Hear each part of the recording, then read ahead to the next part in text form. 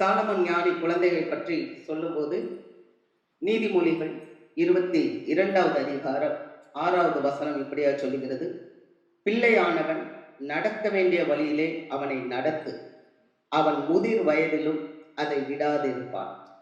பிள்ளையானவன் நடக்க வேண்டிய வழியிலே அவனை நடத்து, அவன் முதிர் வயதிலும் விடாதிருப்பான். கர்த்தர் கிருபையாய் கொடுத்த குழந்தையை பிரதிஷ்டை செய்யும்படி இந்த பெற்றோர் முன் வந்திருக்கிறார்கள். குழந்தை பிரதிஷ்டை என்பது குழந்தைக்கு பெயர் வைக்கும் நிகழ்ச்சி அல்ல, அல்லது ஞானஸ்தானத்திற்கு இணையானதும் அல்ல. தேவன் ஈவாக கொடுத்த குழந்தைக்காக கர்த்தருக்கு நன்றி செலுத்தி கர்த்தருக்காக இந்த குழந்தையை வளர்ப்போம் என்று சபைக்கு முன்பாக பெற்றோர் தங்களையும் குழந்தையையும் கர்த்தருக்கு அர்ப்பணிப்பதே குழந்தை பிரதிஷ்டை. நீங்கள் இந்த குழந்தையை கர்த்தருக்காக பிரதிஷ்டை செய்ய கொண்டு வந்திருப்பதன் மூலம் கிறிஸ்துவின் மேலுள்ள உங்கள் விசுவாசத்தை காண்பிக்கின்றீர்கள். அத்துடன் இந்த குழந்தை கிறிஸ்துவை அறிந்து கிறிஸ்தவ வாழ்க்கை வாழ வேண்டும் என்ற விருப்பத்தையும் தெரிவிக்கின்றீர்கள். கர்த்தர் உங்களுக்கு தந்துள்ள எல்லா ஆசீர்வாதங்களிலும் மேலானது இந்த குழந்தை பாக்கியம். எனவே நீங்கள் இந்த குழந்தையை தந்த கர்த்தருக்கு நன்றி செலுத்துங்கள். குழந்தை கர்த்தரால் வரும் சுதந்திரம். கர்த்தாவே, நீர் தந்த இந்த குழந்தையை உம்மிடத்திலே கொடுக்கிறோம். உம்முடைய விருப்பம் இந்த குழந்தையிலே நிறைவேறுவதாக, உம்முடைய சித்தம் செய்யும் குழந்தையாக இது வளர உதவி செய்யும் என்று நீங்கள் ஜெபிக்க வேண்டியது உங்கள் கடமை. பார்வோனின் குமாரத்தி மோசையை எடுத்து அவனுடைய தாயிடமே கொடுத்து, நீ இந்த பிள்ளையை எனக்காக வளர்த்திடு, உனக்கு சம்பளம் கொடுக்கிறேன் என்று கூறினது போல கர்த்தருக்காக இந்த குழந்தையை வளர்ப்பதற்கு தேவையான சகல உதவிகளையும் கர்த்தரே உங்களுக்கு தருவார். நீங்கள் இந்த குழந்தையை கர்த்தருக்காக வளர்க்கும் போது அந்த குழந்தை வளர்ந்து கர்த்தருக்கும் உங்களுக்கும் சபைக்கும் தேசத்துக்கும் ஆசீர்வாதமாக இருக்கும் என்பது நிச்சயம். சில கேள்விகள் கேட்டேன். கிருபையின் ஈவாக கர்த்தர் உங்களுக்கு கொடுத்துள்ள இந்த குழந்தையை கர்த்தருக்கு பயப்படும் பயத்திலும் பக்தியிலும் வளர்ப்போம் என்று வாக்கு கொடுக்கிறீர்களா?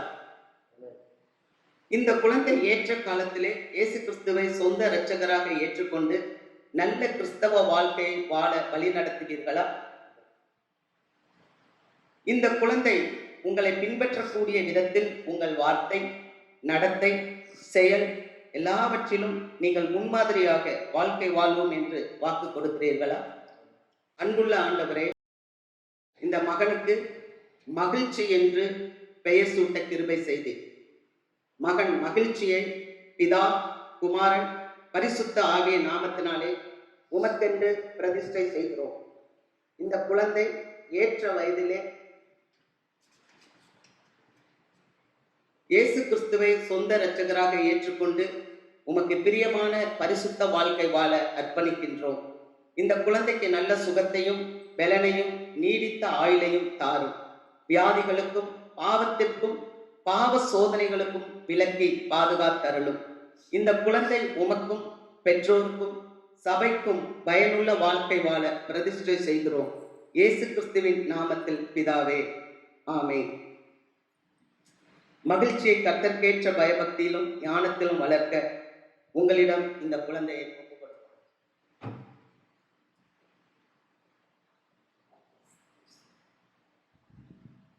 மகிழ்ச்சி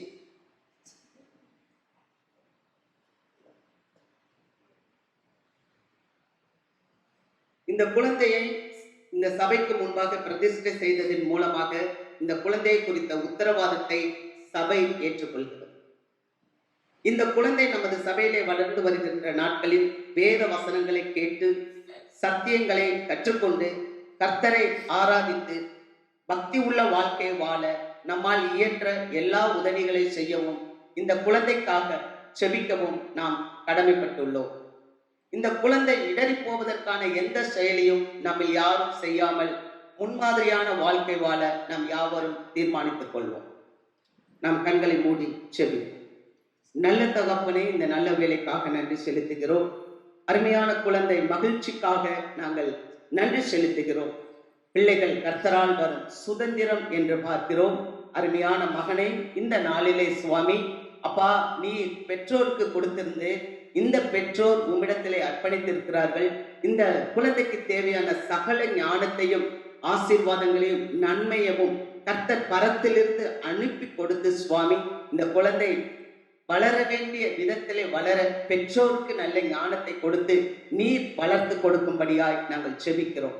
சபையாராகிய மக்கள் யாவரும் அந்த குழந்தைக்கு முன்மாதிரியாய் இருக்கவும் ஆண்டவரை நாங்கள் தீர்மானம் எடுக்கிறோம். இயேசுவின் நாமத்தில் பிதாவே, ஆமென். அமர்ந்து